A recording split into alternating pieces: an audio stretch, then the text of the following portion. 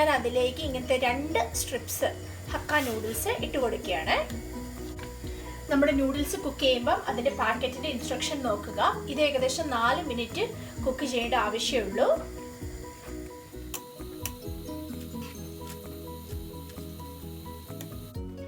ഇപ്പം എൻ്റെ നൂഡിൽ ഇവിടെ 90% കുക്കായിട്ടുണ്ട്. നമുക്കതൊന്ന് സ്ട്രെയിൻ ചെയ്തെടുക്കാവേ. ഞാനിങ്ങനെ ഈ പാത്രത്തിലേക്ക് ഇടുകയാണ്. ഇപ്പം നമ്മുടെ നൂഡിൽ നമ്മൾ കുക്ക് ചെയ്ത് വെച്ച് സ്ട്രെയിൻ ചെയ്ത് നൂഡിലേക്ക് ഞാൻ 1 ടേബിൾ സ്പൂണുള്ള എണ്ണ ഒഴിച്ചു കൊടുത്തിട്ട് നന്നായിട്ടൊന്ന് മിക്സ് ചെയ്യുവാണ്. കാരണം എന്താണെന്ന് വെച്ച് കഴിഞ്ഞാൽ അത് കട്ട പിടിക്കാതെ ഇരിക്കുകയും ചെയ്യും. പിന്നെ അതുപോലെ നമ്മൾ ഫ്രൈ ചെയ്ത് കഴിയുമ്പോൾ നമുക്ക് നന്നായിട്ട് ഫ്രൈ ആയി കിട്ടാൻ വേണ്ടിയാണ് അത് അങ്ങനെ ചെയ്യുന്നത്. പാൻ ചൂടായ ശേഷം അതിലേക്ക് കുറച്ച് എണ്ണ ഒഴിച്ചു കൊടുക്കുകയാണ്.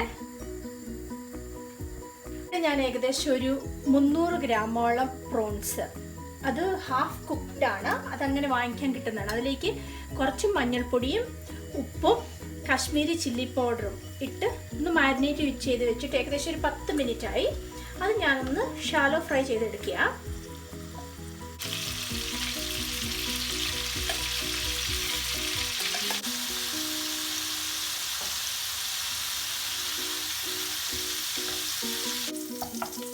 നമ്മുടെ പ്രോൺസ് ഏകദേശം ഇവിടെ കുക്കായി കിട്ടിയിട്ടുണ്ട്, നന്നായിട്ട് ഫ്രൈ ആയി കിട്ടിയിട്ടുണ്ട്. ഞാനത് ഒരു പാത്രത്തിലേക്ക് കോരി മാറ്റുകയാണ്.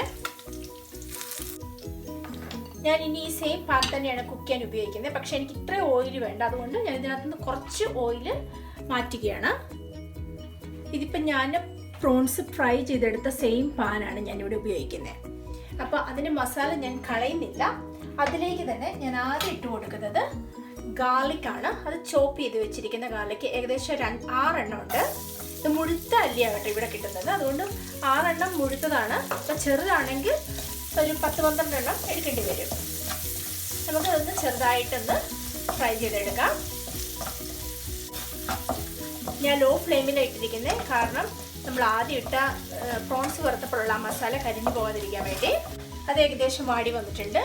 ഞാൻ അതിലേക്ക് സ്പ്രിംഗ് ഒനിയൻ്റെ തണ്ട്, അതായത് അതിൻ്റെ ഉള്ളിയായിട്ടുള്ള ഭാഗം ഞാൻ ഇട്ട് കൊടുക്കുകയാണ്, ചോപ്പ് ചെയ്തത്. സ്പ്രിംഗ് ഒനിയൻ്റെ വൈറ്റ് പാർട്ടാണ് ഞാനിപ്പോൾ ഇട്ട് കൊടുത്തിരിക്കുന്നത്. ഈ ക്യാരറ്റ് നന്നായിട്ടൊന്ന് കുക്ക് ആകുന്നിടം വരെ നമുക്കിത് ഇളക്കി കുക്ക് ചെയ്തെടുക്കാവേ. ഇപ്പം നമ്മുടെ ക്യാരറ്റ് ഏകദേശം റെഡി ആയിട്ടുണ്ട്. ഞാൻ അതിലേക്ക് ക്യാബേജ്, ഇത് കണ്ടോ, ചെറുതായിട്ട് നല്ല നീളത്തിൽ അരിഞ്ഞെടുത്തതാണ്, അതുകൂടെ ചേർത്ത് കൊടുക്കുക. വെജിറ്റബിൾസ് നമുക്ക് ഓവർ കുക്ക് ചെയ്യണ്ട.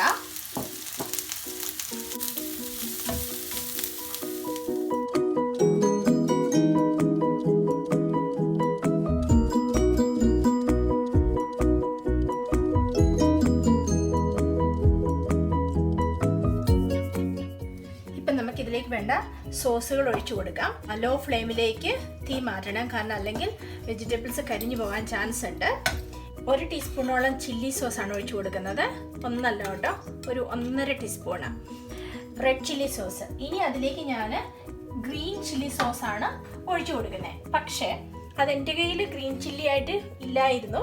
അപ്പം ഞാൻ എന്ത് ചെയ്തതെന്ന് ചോദിച്ചാൽ ഗ്രീൻ ചില്ലി പച്ചമുളകും 1 ടീസ്പൂൺ വിനെഗറൂടെ ചേർത്തിട്ട് നന്നായിട്ട് അരച്ചെടുക്കുകയാണ് ചെയ്തത്. അപ്പം ഞാൻ എക്സ്ട്രാ വിനെഗർ ഇതിനകത്ത് ചേർക്കുന്നില്ല. അപ്പോൾ വിനെഗർ ഓൾറെഡി ആഡ് ചെയ്തിട്ടുണ്ട്. ഒരു 1/2 ടീസ്പൂണോളം ഡാർക്ക് സോയ് സോസാണ്. അത് കുറച്ച് ചേർക്കുന്നതിൻ്റെ കാരണം എന്താണെന്ന് വെച്ച് കഴിഞ്ഞാൽ അത് സ്ട്രോങ് ആയതുകൊണ്ട് തന്നെയാണ്. ലൈറ്റ് സോയ് സോസാണ് ചേർക്കുന്നതെങ്കിൽ നിങ്ങൾക്ക് 1 ടീസ്പൂണോളം ചേർത്ത് കൊടുക്കാം. ഇനി ഗ്രീൻ ചില്ലി സോസ് ഇല്ലെങ്കിൽ നിങ്ങൾക്ക് റെഡ് ചില്ലി സോസ് എരിവിനനുസരിച്ച് കൂട്ടി ചേർത്ത് കൊടുത്താൽ മതി. ഞാൻ ഈ ഇതിലേക്ക് വൈറ്റ് പെപ്പറിൻ്റെ പൗഡറാണ് ചേർത്ത് കൊടുക്കുന്നത്. ഈ വൈറ്റ് പെപ്പറിൻ്റെ പൗഡർ ഇല്ല എങ്കിൽ നമ്മുടെ സാധാരണ പെപ്പർ പൗഡർ ഇട്ടാലും മതി. വൈറ്റ് പെപ്പർ വേണം നിർബന്ധമൊന്നുമില്ല. പിന്നെ ഇച്ചിരി ഗാർലിക്കിൻ്റെ പൊടിയും കൂടി ഇട്ട് കൊടുക്കുക, കുറച്ച്, ഒരു 1/2 ടീസ്പൂണോളം. ഞാൻ ഇതുവരെ ഇത് വെജിറ്റബിൾസിനകത്ത് ഉപ്പ് ചേർത്തിട്ടില്ല. പ്രോൺസ് വറുത്തപ്പോൾ പ്രോൺസിനകത്ത് കുറച്ച് ഉപ്പ് ചേർത്തിരുന്നു. പിന്നെ സോസിനകത്തെല്ലാം അത്യാവശ്യത്തിനുള്ള ഉപ്പുള്ള സോസുകളാണ്, അതുകൊണ്ട് തന്നെ ഞാൻ വെജിറ്റബിൾ ഉപ്പ് ചേർത്തിട്ടില്ല. ഇനി ടേസ്റ്റ് നോക്കിയിട്ട് ഉപ്പ് ആവശ്യമുണ്ടെങ്കിൽ മാത്രം എക്സ്ട്രാ ചേർത്ത് കൊടുത്താൽ മതി.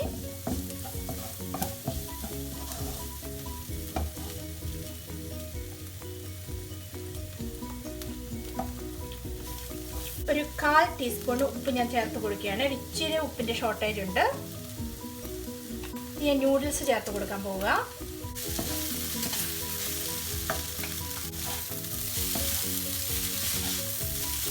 ഇത് എപ്പോഴും ഇങ്ങനെ ഇളക്കി കൊടുക്കുന്നതാണ് നന്നായിട്ട് മിക്സ് ആവാൻ വേണ്ടി നല്ലത്.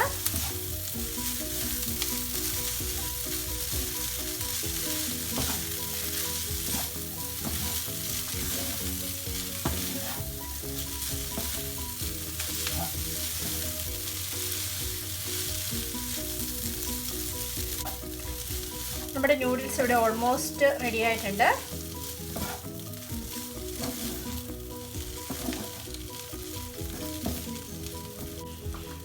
ഞാൻ അതിൻ്റെ മുകളിലേക്ക് ഇത്തിരി സ്പ്രിംഗ് ഓണിയൻ ചെറുതാക്കി സ്ലൈസ് ചെയ്തത് ഇട്ട് കൊടുത്തത് ഗാർണിഷിങ്ങിന് വേണ്ടിയാണ്. അതുപോലെ ഞാൻ പ്രോൺസ് ഇതുവരെ ചേർത്തിട്ടില്ല, പ്രോൺസും ചേർത്ത് കൊടുക്കാൻ പോവുകയാണ്.